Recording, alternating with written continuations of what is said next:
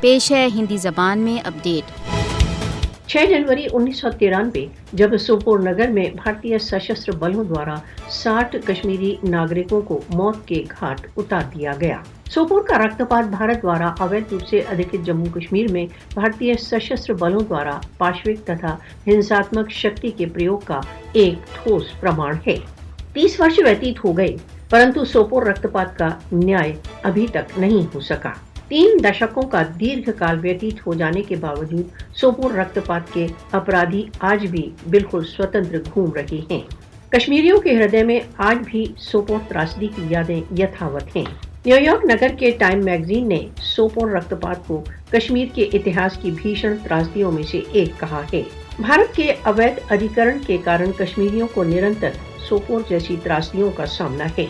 मोदी को कश्मीर पर अपने अवैध अधिकरण को सुरक्षित रखने के लिए सोपोर के प्रकार की और अधिक त्रासदियों की योजना है। जम्मू कश्मीर का इतिहास अवैध घटनाओं तथा सोपोर जैसे रक्तपात की घटनाओं से भरा पड़ा है। सोपोर का रक्तपात भारत द्वारा अवैध रूप से अधिकृत जम्मू कश्मीर में भारतीय सशस्त्र बलों द्वारा किए गए जघन्य अपराधों में से एक है। भारत द्वारा अवैध रूप से अधिकृत जम्मू कश्मीर में भारतीय सशस्त्र बल इस प्रकार के 2 दर्जन से अधिक भीषण रक्तपात कर चुके हैं।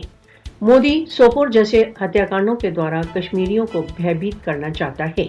भारत द्वारा अवैध रूप से अधिकृत जम्मू कश्मीर में रक्तपातों ने भारत के तथाकथित प्रजातंत्र के बड़े बड़े दावों का पर्दाफाश कर दिया है। सोपोर के प्रकार की दुर्घटनाएं कश्मीरियों को अपनी स्वतंत्रता के लक्ष्य की उपलब्धि से नहीं रोक सकती।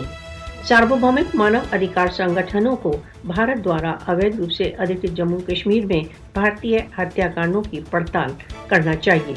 विश्व को हिंदुत्व शासन द्वारा कश्मीरी जनता के रक्तपात को बंद कराने के लिए आगे बढ़ना चाहिए।